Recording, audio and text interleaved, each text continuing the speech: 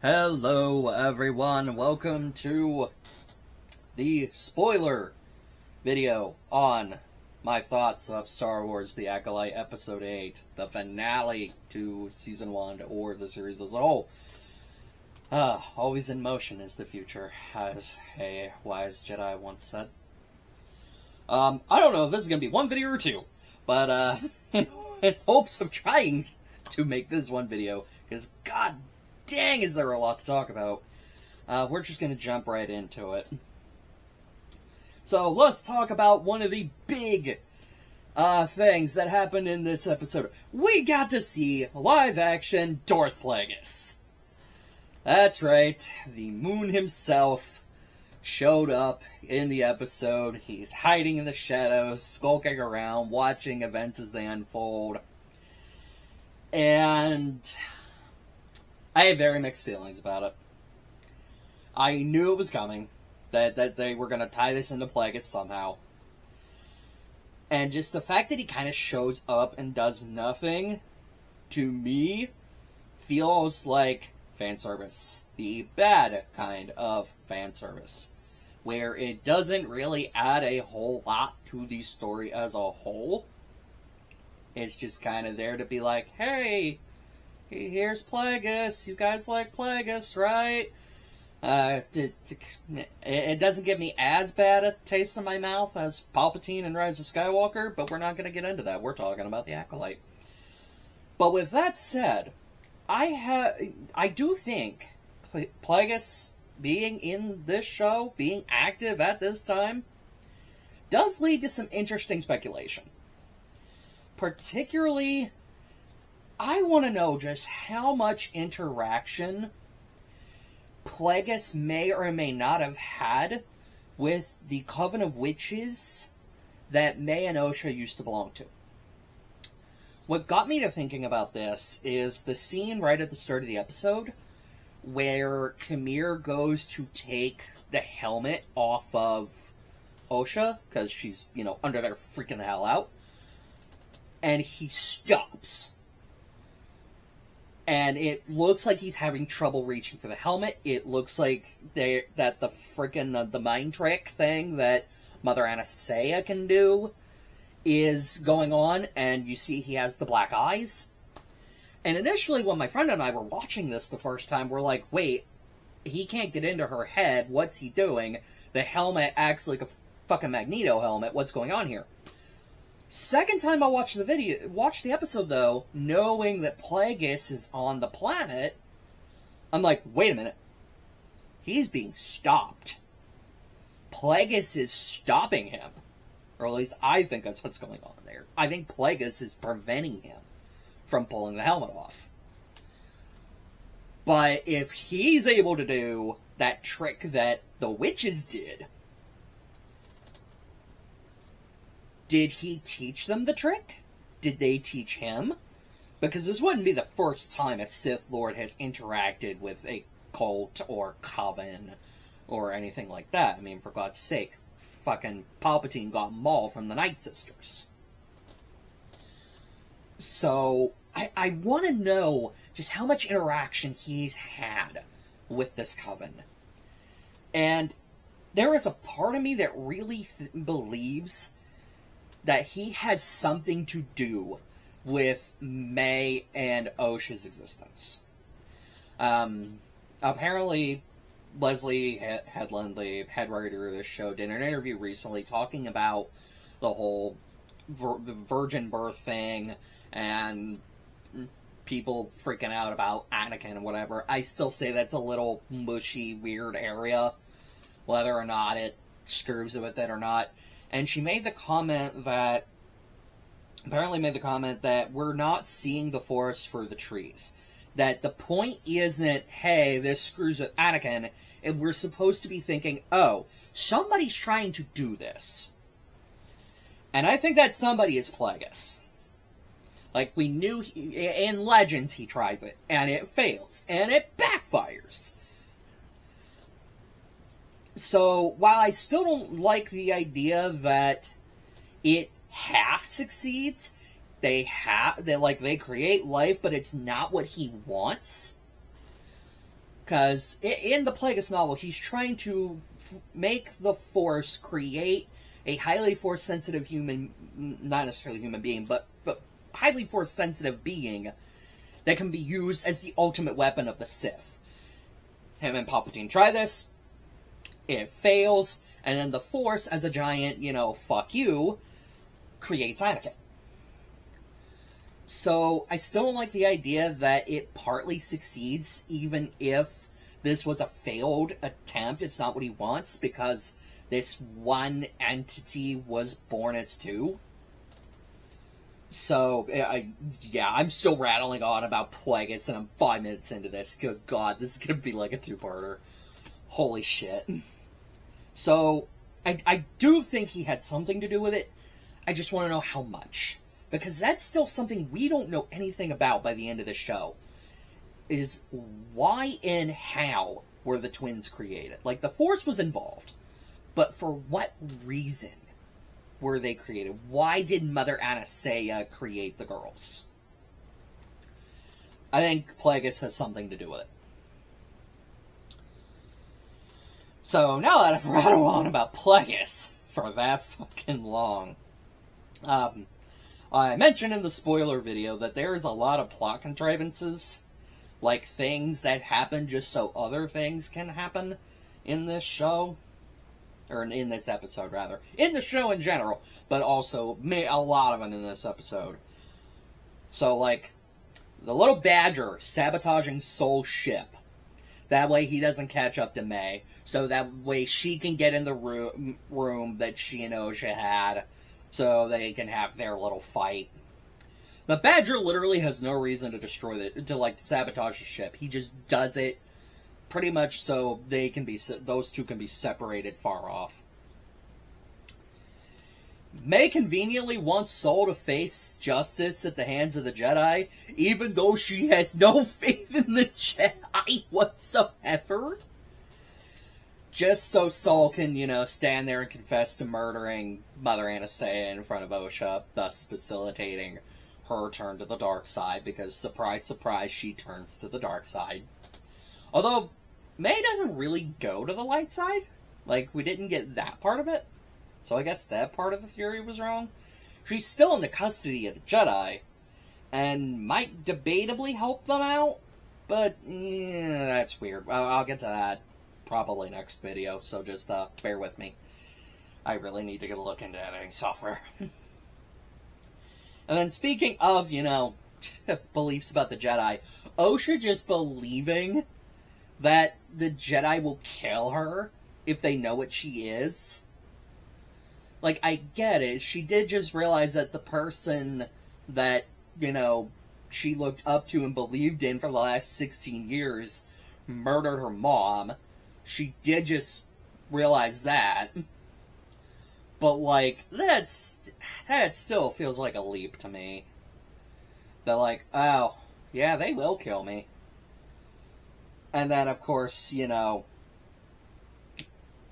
May just choosing to not go, to not run off with them, so that she could potentially be used by Vernestra in a second season to help hunt down Osha and Kamir. Like, my friend and I were literally screaming at the phone, "Go with them! Like, you don't have to stick around. What are you doing?"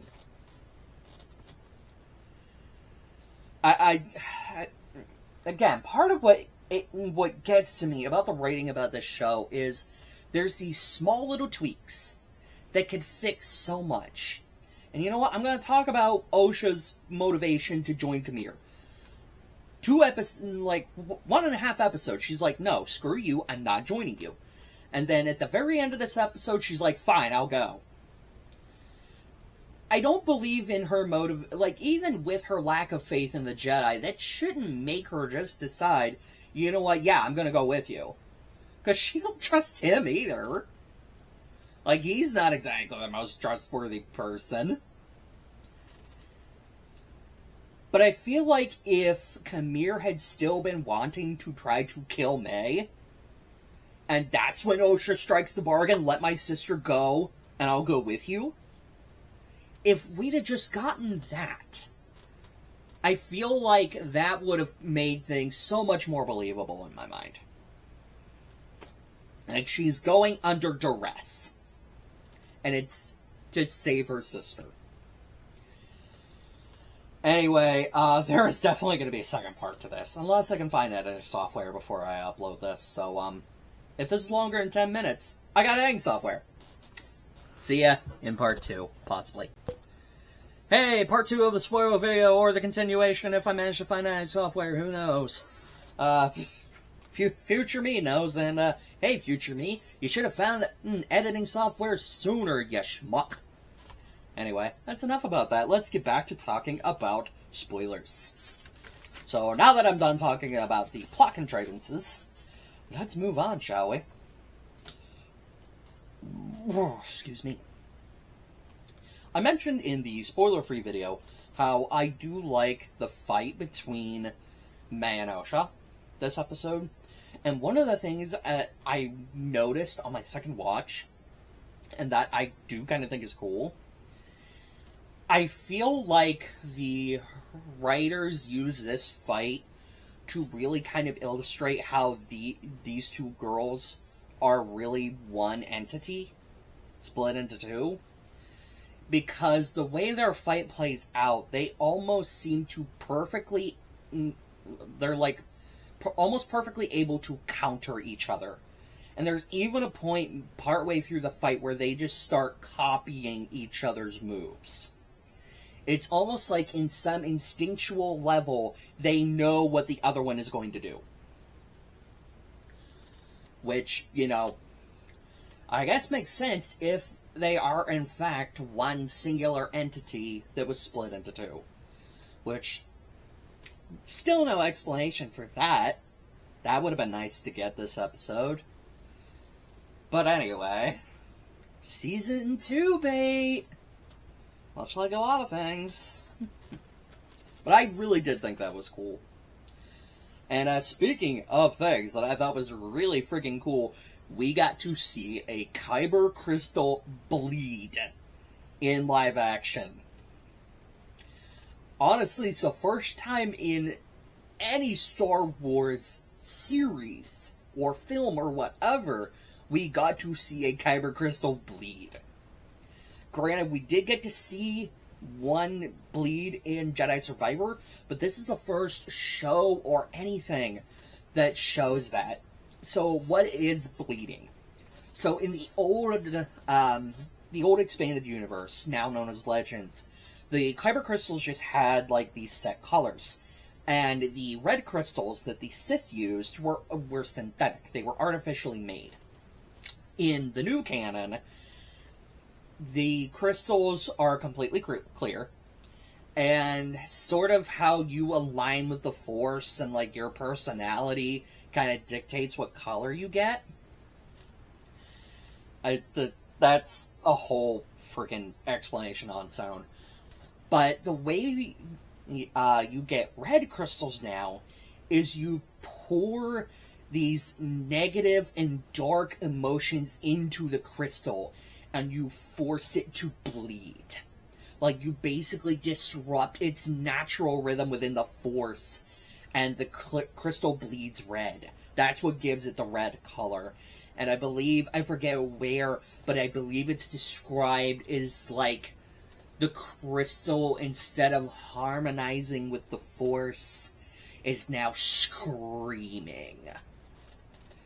Because with all the pain and sadness and just whatever negative emotions you pour into this thing.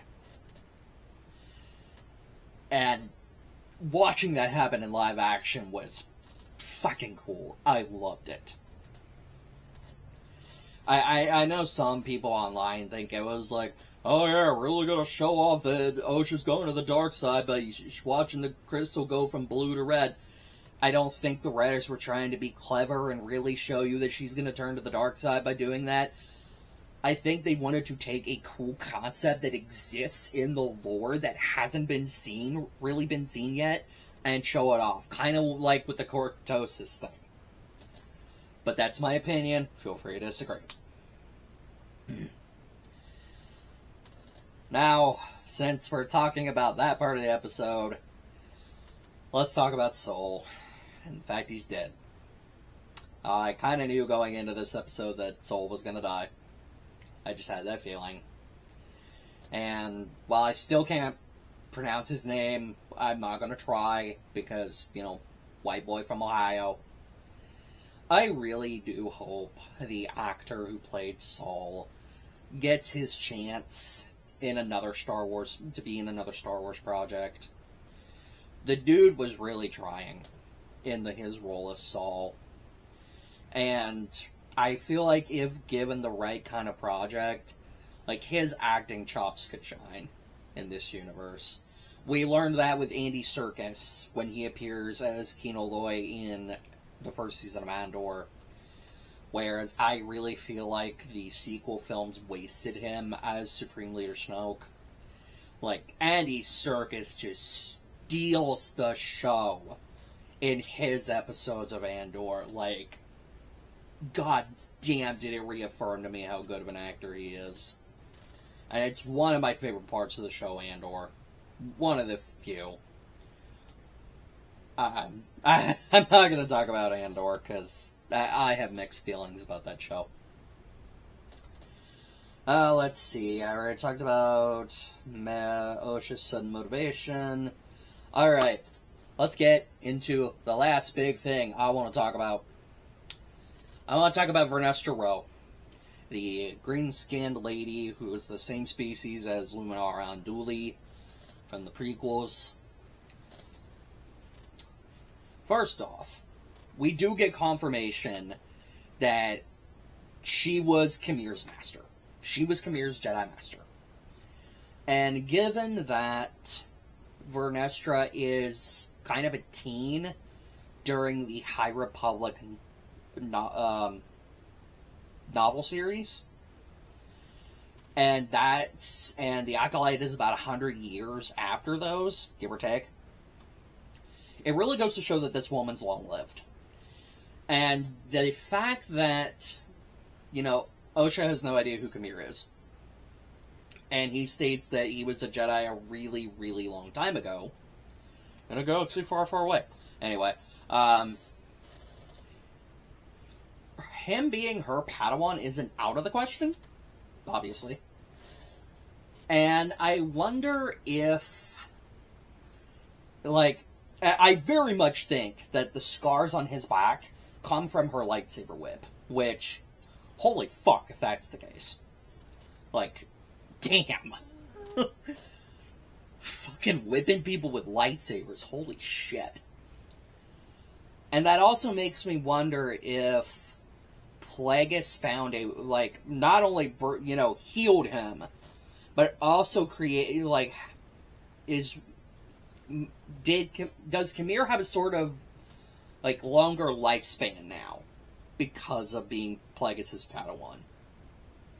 I'm assuming he's Plagueis' Padawan in this show, which I'll get into that when I do my Sith video on this series. I do plan on doing more videos about the Acolyte. If you want to know what those are, go towards the end of the spoiler-free video. I might try and timestamp in the description here where you need to go for that, so that way you have to watch the whole video. Shameless plug.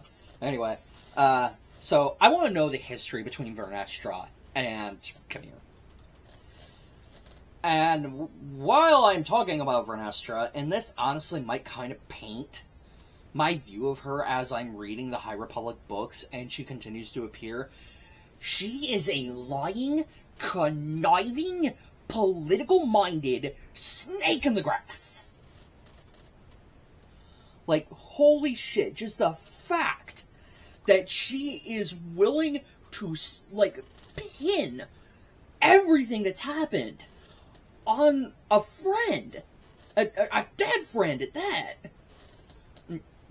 Like she's willing to ruin this man's reputation, like this man's image after he's dead, just so the Jedi can save face with the Senate. Like, what the fuck? Like, I get it. Like, this show does not paint the Jedi in any good light. And obviously the Jedi are very political by the time we get to the prequels. But holy shit, I don't even know if a prequel Jedi would do this shit. Like, damn. And if she's so bent on selling this lie about Soul, why go to Yoda at the end? Like, why go to him? And honestly, that might be a bigger plot hole than bringing in Ki-Adi-Mundi. But maybe that's for a potential season 2. I don't know. I'm running out of time. Anyway, holy shit. That's pretty much all I got for now. Stay tuned for my overall thoughts on the series video, which I'm gonna do later. Until then, see you next time. May the Force be with you.